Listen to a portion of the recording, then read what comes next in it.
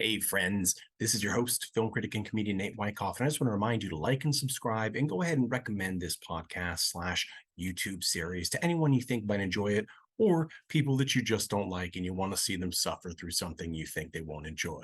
Also, go to cultandclassicfilms.com and make sure you subscribe to get cult exclusive movies delivered in special editions to your door every month for dirt cheap. That's right. Our Patreon has awesome stuff you can get every month, as well as perks and discounts at our online store.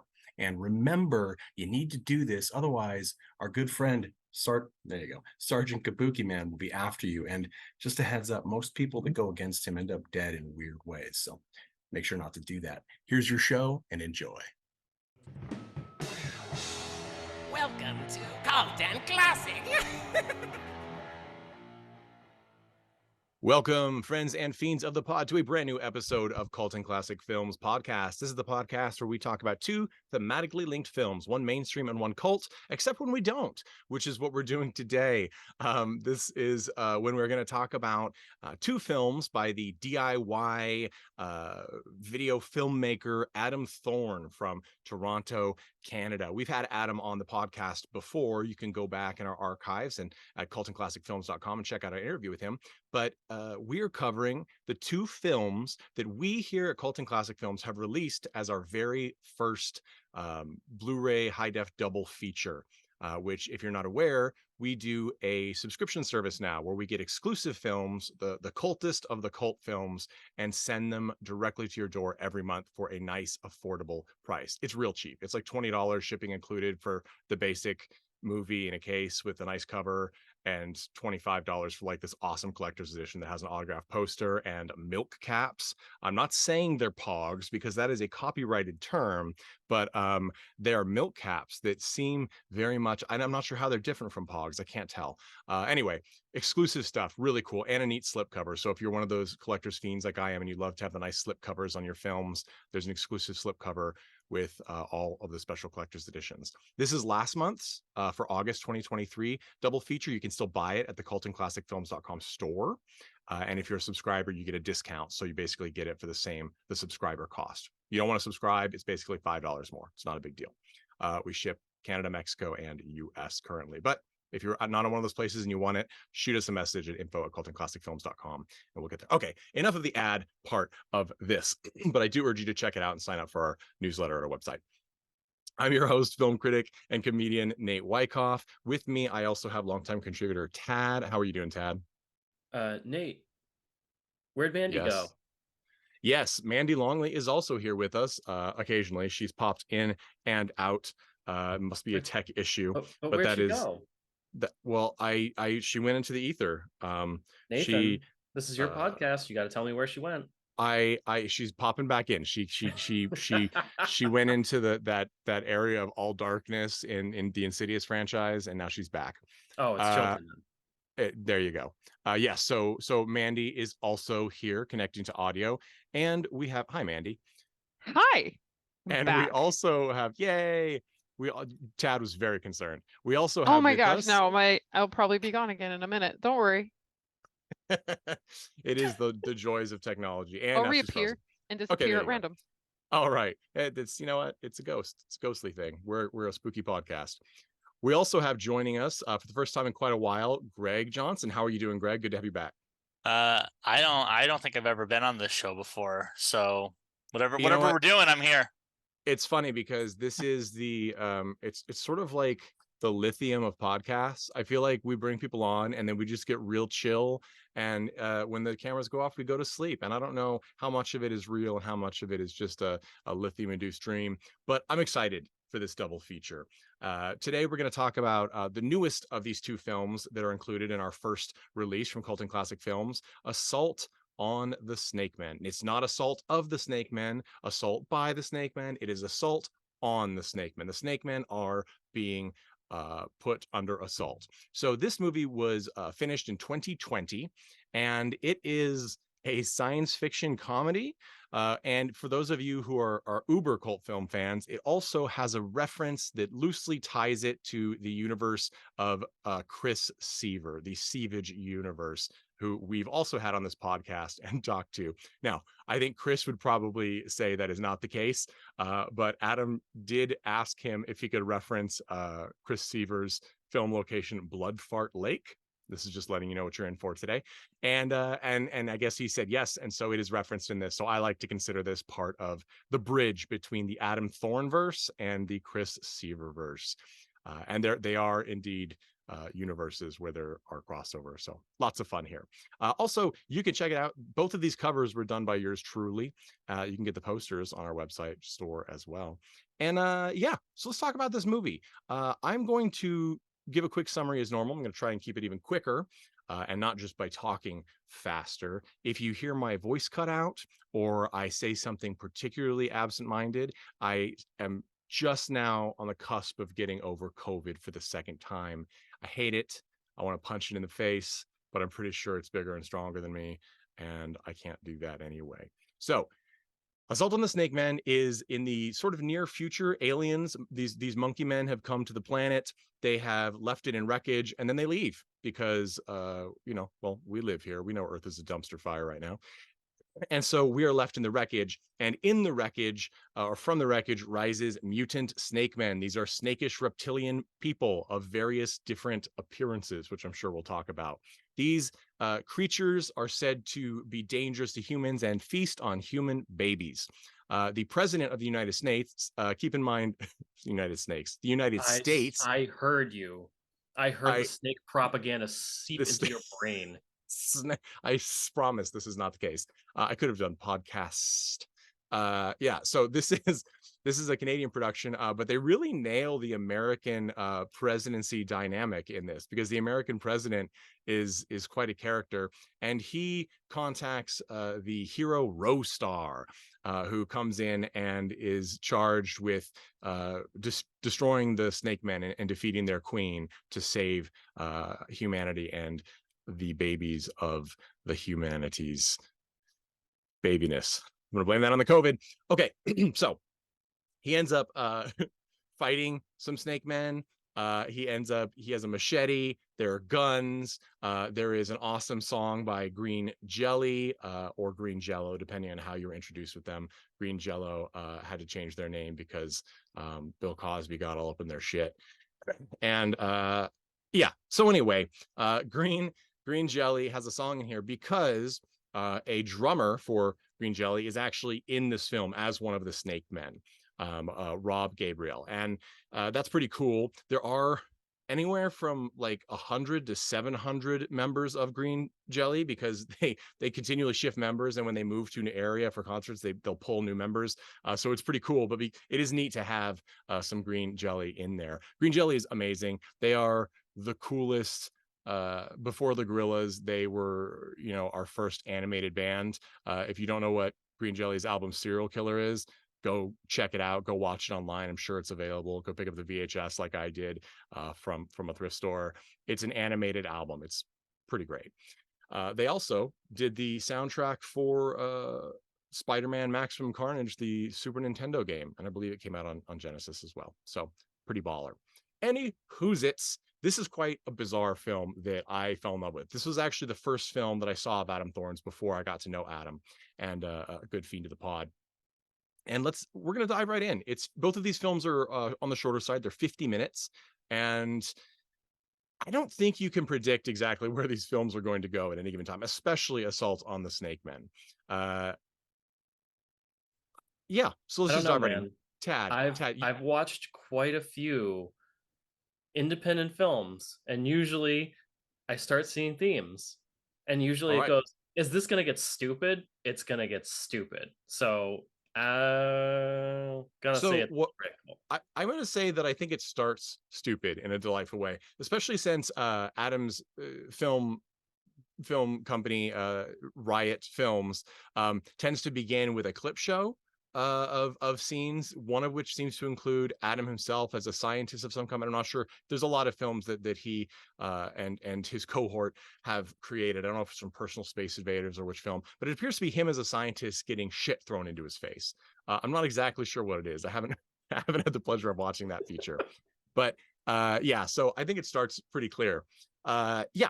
I enjoy this. So the theme, there's no giving away the ending necessarily. That you don't. Neither of these films, they both do have surprise endings, but it's certainly not what you're waiting for. You're waiting to just see what insanity the next moment brings.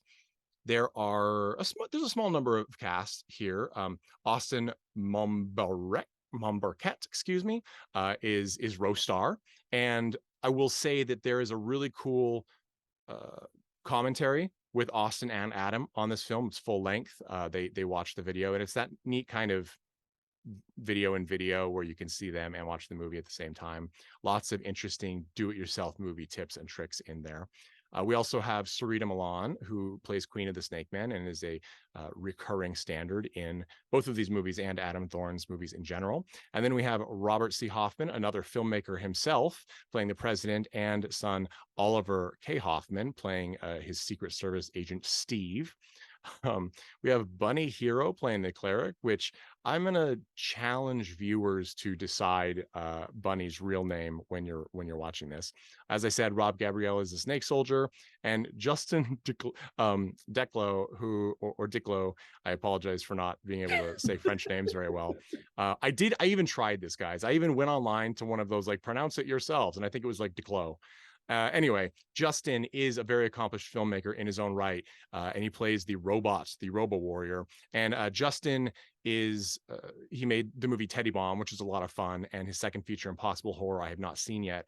But what I especially love Justin for is he created and runs the Canadian distribution company Golden Ninja Video, which released such amazing films as Dinosaurs in a Mining Facility, which we talked about at length in an episode of this podcast, and it's a lot of fun. And there's a lot of really cool classic and current films there that are delightful. So if you're in Canada especially, they're very affordable. Of course, Canada to US does not have the best shipping, but they are 100% worth it. I recommend you go check out goldenninjavideo.com.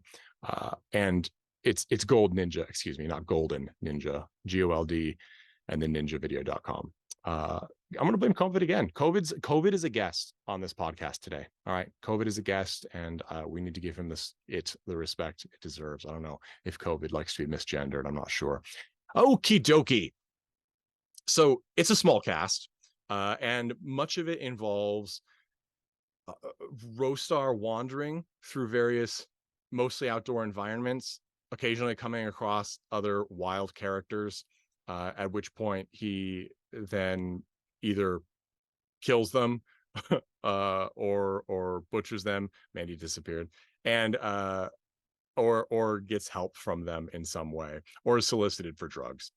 And it is one of those movies where scene to scene, I honestly, Tad said there are themes, but I couldn't tell you what's going to happen from scene to scene. And the ending is just bonkers banana sandwich. I don't even know what to say about it. I'm not sure that I know exactly what happened or was going, but I'm okay with that. And it's set up for any kind of sequel. It could be a sequel that has nothing to do with it, but one prop, or it could be a sequel that has a bunch of returning characters.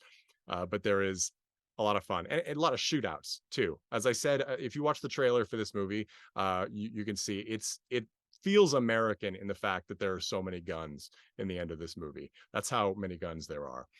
So, Tad, what were your thoughts? What were your expectations going into this movie? And what were your thoughts having seen Assault on the Snakemen?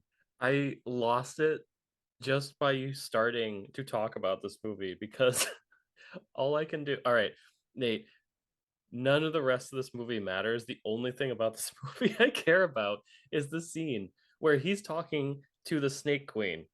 Okay? He busted in. He's Hold on. All right. Okay, Kevin Hart, stop laughing at your own humor. I'm trying. Jesus Christ, I laughed so hard. This was one of the most hilarious scenes I have ever seen in a movie, where he's like, but what you're trying to tell, next thing you're going to tell me is that you don't eat the babies. And she's like, well, no, we do that. They're delicious. And then the robo dude comes in, like, hold it right there. Hold it right there. I'm on drugs. I need drugs. I need drugs. And I stole this code from a homeless person. He just starts blasting her. Yes. I stopped. I just had to stop and rewatch it 4 or 5 times, I'm pretty sure I may have a torn abdomen, and the rest of the movie did not matter. That was fucking genius. The special effects are perfect. The acting is perfect. Like I said, the stupid. Like, I can expect this to be the stupid because this is the same shit we did when we were young. It's the same thing every independent filmmaker who wants to be like, we want to do something that's funny, but it's my sense of humor. You know what? Like, I can always tell when a film is being done because they're like, fuck it, fuck you. I'm doing what I want to do. And they think it's funny, and I think it's funny. That scene absolutely has caused injury to me, and I would watch it again right the fuck now. And let's talk about Robo Warrior. Let's talk about Robo Warrior because he has my 2 favorite scenes. You mentioned one. It's fantastic. Like, he dies, and he's just like, this sucks. I'm like, that's so Duke Nukem. He also has he's a robot because he has tinfoil half-heartedly wrapped around his head with a little light for an eye. That was one thing. I was watching this movie and I was just thinking about, like, I always wonder, it's the same thing I wonder with Janice.Click movies. How much of this is budgetary constraints and how much of this is, wouldn't it be funny if we just put an eye patch on someone that was literally just a piece of paper with an eye drawn on marker? Like, it's a level of stupidity and creativity that I'm just like, you know what? This is fucking brilliant. And this is the reason Jeff left the podcast. Because I think this shit's hilarious, and he's just like, fuck it, I'm out. I get it, but I still think it's funny. Fuck you. So there is, yes. So it's a delight in that way. I agree. I do enjoy that scene as well. And the other scene with Robo Warrior is when Rostar meets him on a bench, and he's just trying to he's giving him cryptic answers to Rostar's questions, and at which point he just says, "Got any drugs?" And that's pretty much where the scene ends. And and the fact that the robot is the one addicted to drugs is delightful. And the fact that it's not electricity or booze as in Futurama, it's just it's just general drugs. You could absolutely interpret layers down to it. Like, well, the robot is clearly has cybernetics. He used to be human and needs drugs to continue his existence, like some Deus Ex reference. But that's clearly not what it's meant to be. Like, don't interpret this too hard. This is just a robot on drugs, which is fucking hilarious in its own right. Yes, I agree. I'm glad you brought that. And that is quite the scene. Sarita really kills the Snake Queen. In fact, she's the one that looks as though she could have stepped from a higher budget film in a way, because she's kind of a gold paint with some green to her skin, and she has a nicely constructed, like out of dollar store materials, like gold snake helm. I agree. She puts the she really gets that S pronunciation going. And the snake lisp. Yes. Please ask Adam if it was intentional to make her a Rita Repulsa ripoff, because after all, we did just recently do some Power Ranger stuff, and instantly I got a 30th anniversary of Power Rangers. So yeah, I didn't think about that, but I do see some Rita Repulsa in there. The whole thing felt like a Power Rangers episode. Like, really, like the stupidest Power Rangers episode ever. Well, that's high praise. I think. Well, I enjoyed this, so yeah. I agree. This, like I said, this was the first I bought this. You of course can get this excellent film for $20 or $25 if you join the subscription plan that we have at cultandclassicfilms.com. But I actually got this before I knew Adam for 99 cents. That is how much Adam wanted people to see this. And I will also say, I mentioned it, Adam has made many movies. These are 2 of my favorites, which is why they're released here. But he's made, along with Justin Diclow and some other people, he's made Personal Space Invaders 2. He has a really great double feature coming out. In fact, I think Gold Ninja Video might be putting out this new double feature of his 2 most recent films, Amityville Outhouse, which we'll talk about on this pod in the near future, and Rock and Roll Asylum. And so he's continuing to make films, and he's up there in Toronto, which is an excellent film capital. And he also assists in running Eyesore Cinema. I can't speak today. Eyesore Cinema, which plays really bonkers, bananas films, and he runs the Terrible and started Terrible Film Fest and Terrible 2 Film Fest. So you can go check out terriblefest.com, and he does film reviews, all sorts of really cool things. So if you like this pod, you'll like his content, and you definitely want to watch for when he does streaming screenings, because some of those movies make his movies look downright sane. All right, so Greg, what were you expecting from Assault on the Snakemen, and what did you get? Well, we'll get into it later, but I started with Move It Pastor for this viewing. So I was not expecting a lot for Assault on the Snakemen. They're very divisive, because I know Mandy prefers Move It Pastor, and so it's and I like them both, but I like Snakemen is the stronger. It's interesting. You know, I liked Assault on Snakemen. I feel like I was able to enjoy the humor because it had a cohesive narrative. It's a shallow narrative, but it doesn't need to be robust. It's Right. like you said, it's this lone warrior. I mean, it's hired by the president. I will say, I was in as soon as it was like, oh, aliens came to Earth. They're like, actually, fuck this place, and they just leave it like some dumpster they just took a shit in, and they're like, good luck. I was like, yeah, that's a great premise for an apocalypse movie. It's not nuclear war. It's not zombies. It's not even alien invasion technically. It's basically like some aliens used us at their nuclear waste dump, and now we have to deal with the mutants. Right. Or I was thinking like it's like kids, driving by and like egging a house. Like they're not really there to stay or steal anything. They just want to rough it up a little bit and move on. And I agree. Like the narrative is enough to move from scene to scene. And you know what I'll say this for both movies. Truly, I'm shocked that no one seemed to break, because like Tad mentioned, it's a movie for them, really, and like hopefully you'll find some enjoyment too. But the fact that like none of them ever had a break, I was thoroughly impressed, because I saw these moments where I'm like, you're about to laugh, and like it never came. I was like, okay. I swear I heard it. I turned my head for a second, and I swear I heard one of them start to giggle, and I might have to go back and revisit, because I heard the break happen, but they did a good enough job of editing to keep it out. No, you know what? There was one that I caught at the very beginning of the movie, when like the snake mutants are beating the shit out of someone in the alley. I don't even think it's a major character. And one of the girls, you have to apologize, there's a dog in the background. But one of the girls, very clearly is like kind of waving her hand. Like, what am I doing? What's my motivation? So. Yes, absolutely. Sorry, we had you might have caught some technical difficulties. Nate was really jealous that I sound better than him, and I told him that's just genetics. So I told him he had to shitify his mic a little bit. This so tracks. we all, Mandy has dropped out. Her internet in her area of the woods is having trouble. But I do know from talking with her outside of the pod here when she was watching it, as I mentioned, she really preferred Move It Pastor.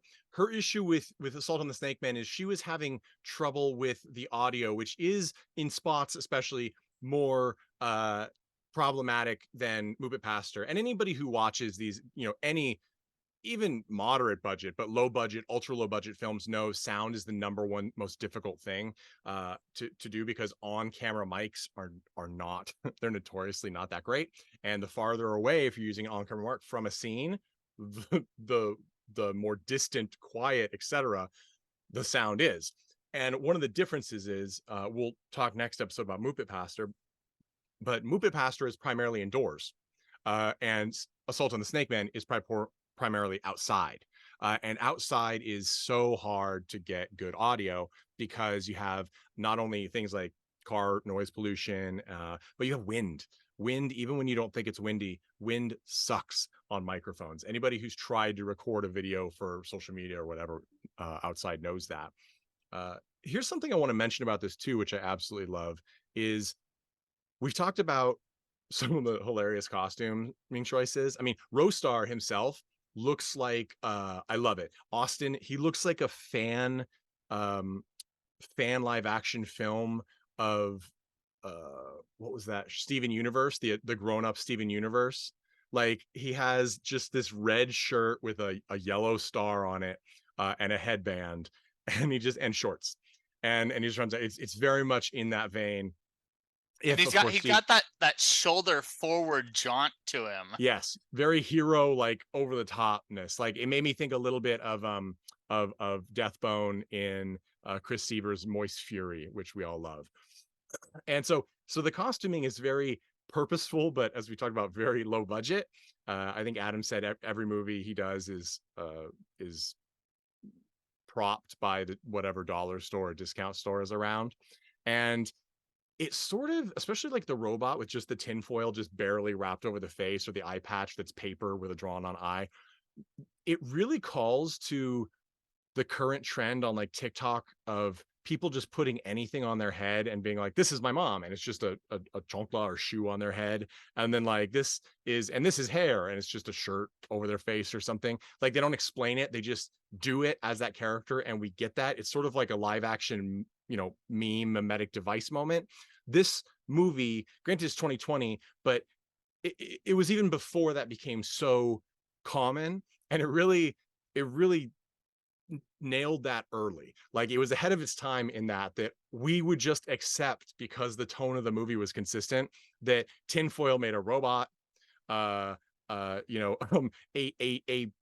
think a pillowcase maybe with eye holes cut out, and two chopsticks glued or taped to the front made a snake monster. These things are so, like, some of the snake men actually had like little application and look and painted green, etc. Some of them just had chopsticks in their gums, like held like a walrus face, some like really dramatically different interpretations. Yet we're like, yeah, that's the snake man. I'm trained already by entering this movie in 10 minutes, even less. I understand this world, and every single one of these things, the representations clue me in on what it is, and that's enough. I feel like it really had like an element of like scripted prop comedy, where like, yeah, we only need one thing and we're aware of what you are and what you're doing. Yeah, exactly. Tad, why are you showing me a picture of the coronavirus?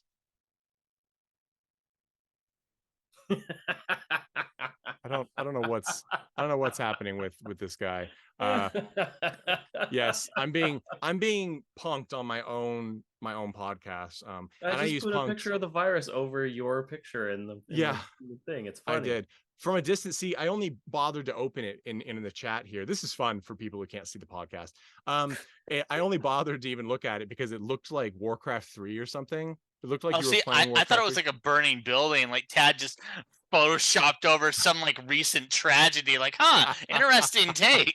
No, I don't even have the skill to use Photoshop. That was MS Paint. So anyway, yeah, I just really enjoyed this movie. I think it's a lot of fun. It is one of those things that we've talked about other movies like this before to a certain extent. It's sort of like if a bunch of kids made a movie for class and they ended up having so much fun with it that they kept building on it. And it's the rare case where that actually, the fun is infectious. Like Tad said, they did it for themselves.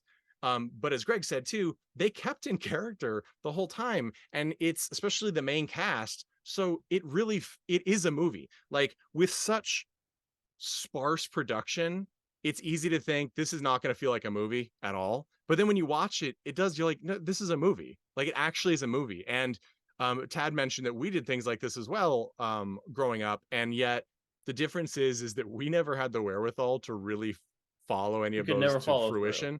And this, Adam has made a practice of it, and other filmmakers like him. So that's a lot of fun. We have Mandy here. Mandy, what were you expecting from Assault on the Snakemen, and what did you get from Assault on the Snakemen?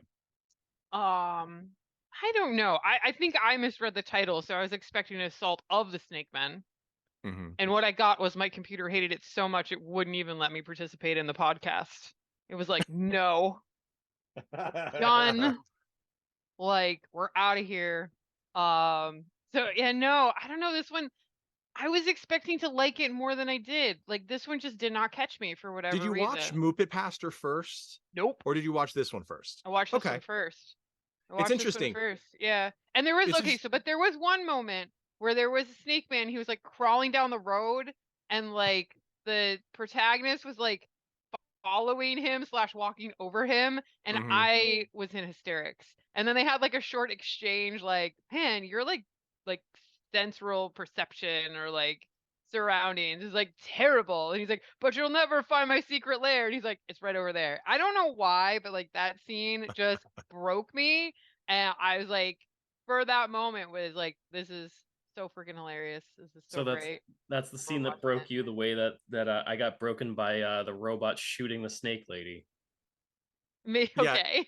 It's funny okay, so I love that scene too, Mandy, because it's like this perfect, it's like it's a slapstick with no actual slap, right? With no actual real fast action comedic motion. Absolutely. It's just the setup itself.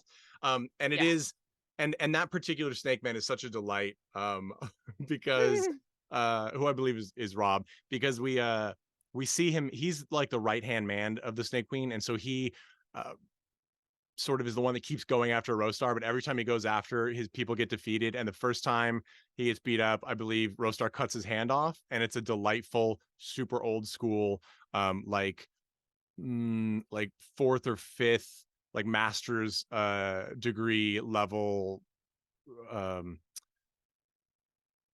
Polonia Brothers production, you know, like after they stopped really like spending a lot of time on special effects, but when they were still doing a little bit, it's that kind of thing. Like you can still see the hand retracting when the hand is cut off, but it's a lot of fun. And then we get, you know, that he eventually being killed with his overhead stab, and we have that classic, we've used this before, Tad, in our shorts, that belated blood spray that just causes the actor to just like one eye is just flinch is realistic. Yes, a little exactly. too realistic. Exactly. It's just a delight. Yeah, so I enjoy this. Adam Thorne plays multiple roles in this. If you pick up the Blu-ray, there's some little Easter eggs in the menu, sort of nodding to this and a Muppet Pastor. I shouldn't even say Easter eggs. They're elements that are visually present from both of these films. That's how much we liked it to put that extra effort in. So I'm going to say this. Obviously, I recommend this movie to everyone. I want everyone to buy this movie so they can see these delightful things, and we can continue to grow as a podcast and get more and more of these exclusive cult features. These two movies were released previously by SOV Horror, which is another shot on video horror film company, run by Tony. It's got some really great features in there. It was released on DVD as a double feature. The difference is one, that is out of print, but two, we've used like professional grade AI enhancement to bring both of these up to 1080p high definition. That's a jump from 720p for Assault on the Snakemen, and a big jump from 480 standard edition for Muppet Pastor, 60 frames per second, all that jazz. And I gotta say, they look really good. Like if I hadn't been the one doing the remastering, I never would have known that, for example, Muppet Pastor was shot in standard definition. They look very good. Especially if you do have that original release, which is great. The other thing that's really cool too, and I didn't provide this to the reviewers, but like I said earlier, each of these films has full commentary, and Austin and Adam, the lead, and Adam Thorne do Assault on the Snakemen, which has a lot of fun anecdotes as well as how they did certain things, why they did certain things. But I actually think Muppet Pastor is my favorite commentary. It's just Adam, and it is, if you are interested or you currently make low budget films, it's like a sort of a master class in how to do it. He talks about every single element, the shooting locations, why they did something, what he wished he did differently. And it is incredibly informational, and it's a lot of, it sort of takes the feature to the next level, because you realize everything that goes into making a movie, and how, if you want to do it yourself or with essentially a low budget, that sort of thing, you can do it. Now, I don't know, you never know how accurate IMDb's or any website's estimated cost of production was, but I believe both of these were pegged somewhere around $300 estimated Canadian, which I think, given the exchange rate in the US, is like $5 US. I'm just kidding. It's much closer to 300. But yeah, I mean, so like, for like, we'll probably get into it on Move It Pastor, but definitely like at least $10 in adhesive mustaches. totally. That's the thing. There's like, and anybody who's tried to make a production knows that when you think no budget production, you're going to be real hard pressed not to buy some shit. It just doesn't, because you have ideas you want to do and things just continue to go. So anyway, I'm going to say everyone should pick this up and watch it, especially if you don't have a lot of experience with this kind of no budget film. But at the same time, I want us to share who we think would most enjoy this feature, because we especially want to get all these movies into the hands of people who are really going to appreciate them and enjoy them. So, Greg, who do you think you would most recommend Assault on the Snakemen to? I think I'd recommend it to you, Nate. You should really sit down and watch. No, but more seriously, I think everyone that's been on this podcast, involved in this podcast, people that are into film generally, like, and specifically, like you said, kind of no budget film. I don't even think necessarily if you make them, like that's a requirement. I think just, did you grow up watching sketches on like YouTube and stuff? This is a long form version of that. It's got all those hallmarks of, like there's certain sets that you're like, did you find the set before you wrote the scene, or did you find this set and you're like, man, that's really cool, and no one actually monitors it, and I think that we can shoot in under 2 hours before the cops show up. Yeah, I mean, it's just a fun film, and like it's 50 minutes and it doesn't feel like 50 minutes. It goes by pretty rapid pace for a no budget film, or a low, but whatever. But I mean, for a film generally, it's good. It's fun. It's yeah. Yeah, It's it a almost movie, feels like watching a TV episode. That's how Yeah. fast it kind of goes by. Tad, who would you recommend Assault on the Snakemen to, and why? That's a hard question, because I don't want to fall back to the usual answer that I have of people aspiring in film and people who failed to make short films before. Yeah, fuck them. I'm just kidding. Yeah, fuck those people. We love you. Like this is a good alternate universe for people who actually already enjoy Chris Seaver's films, obviously because of the nebulous connection that's completely made up. But I guess it's for that audience who also really enjoyed Thanksgiving. Like it was the first thing I thought of when I watched this outside of Moist Fury, that I went, who would this be for? And it's for that crowd. Greg nailed it. It's for the YouTube crowd who are watching. You know what? Actually, no. I think of it. If anyone remembers what Channel Awesome was like back in the late 2000s, this is better than their shit. Because most like of Channel 101. Awesome's, Yeah, like that stuff wasn't that great. But this at least has more self-awareness behind it. Yeah. So this kind of would have blown up before College Humor. We had this nice, like, there's still some around, but we had these nice websites that were sort of like pre-Newgrounds concepts of like the early showing of millennial creativity. You know what I mean? Where we had people making like the Swords Kill Asians. It's not racist as it sounds. But that Cautionary Tales of Swords. Yes, that vein right there. Yes, yeah, absolutely. Thank you for reminding me of that. Yes, really delightful, fun stuff. Check it out. And if you're younger, if you're Gen Z, etc., you'll of course, I think, see a lot of what has come to TikTok and even Tumblr and things from this. Like this is the kind of thing that has given birth to what I think is the better part of current social media entertainment. Yeah, you just you're condensing everything that we used to love into 5-second clips, basically. Right, exactly. I did want to throw back to that the episode that we did with the Mega Man and the Legend of Zelda, those two fan films. If you listen to that and you watch those and you liked it, I think you will like Assault on the Snakemen. Very good point. There's this, it's sort of like that whole idea of like It's got bad sound and a low quality production, but it has heart. It's kind of, that's true though. Like you have fun with people who are having fun, right? Like nobody goes into like a grief group and like is like, this is a baller time. Like that doesn't happen. But when you go into like, a really nice, I was gonna say an open mic, any comedian who says that is lying through their teeth. There are very few like amazing through and through open mics. But it's like going to like your best friend's, like, I don't know, bachelor party or bachelorette party or some bit or birthday party. Like you're just gonna have fun. Everyone is happy, hopefully. So it's like that's the vibe you get, and it just infects you.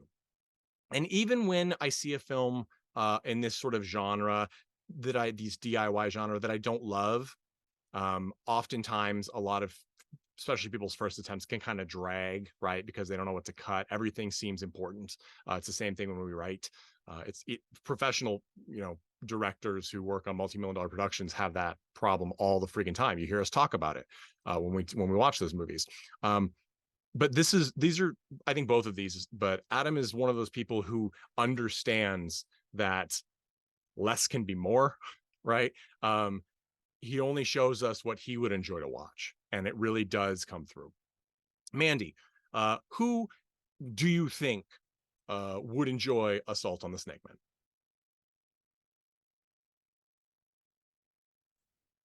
I thought Mandy was just Not really here, wrapped. man.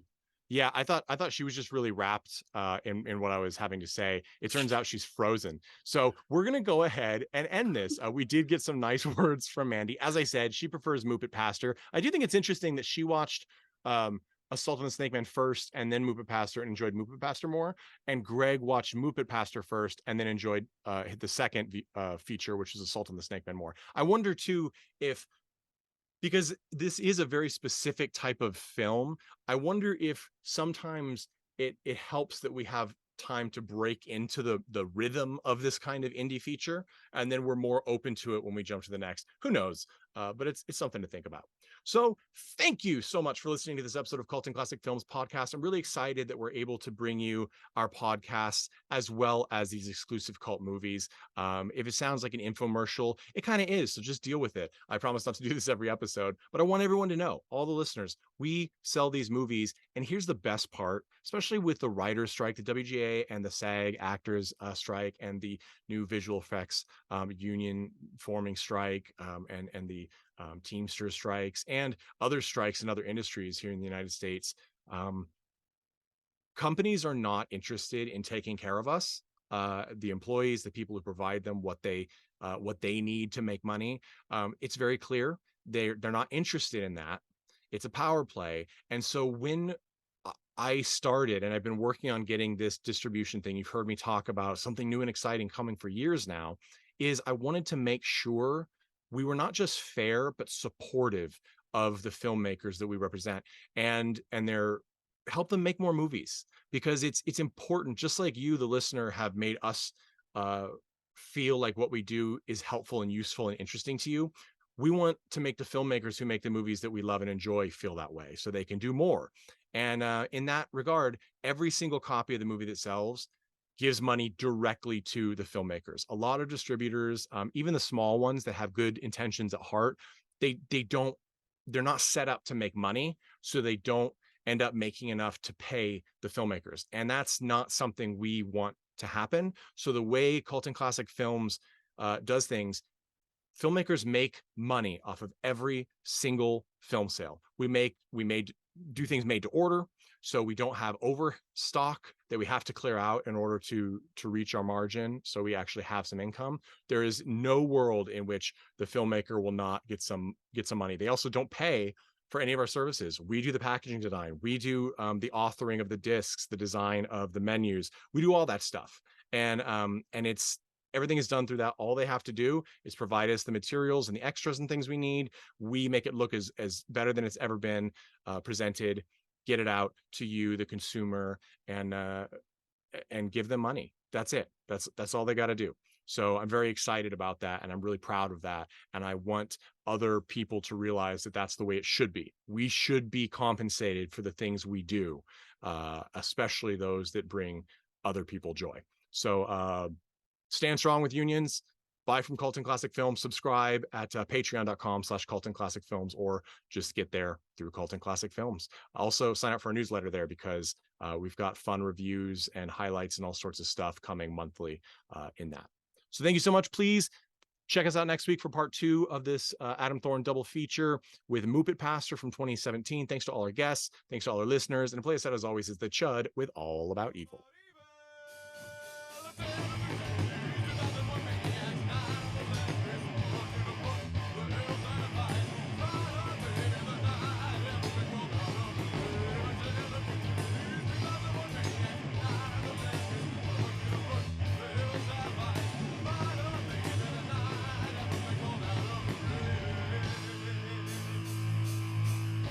Hey everyone, thanks for listening to Cult and Classic Podcast. This podcast is important to me, but what's more important are the rights, privileges, and freedom from violence of everyone in this country and in this world. And that means supporting Black Lives Matter. If you'd like to make a donation, please go ahead and visit cultandclassicpodcast.com, where we have a list of places you can donate and help out. And please stay safe.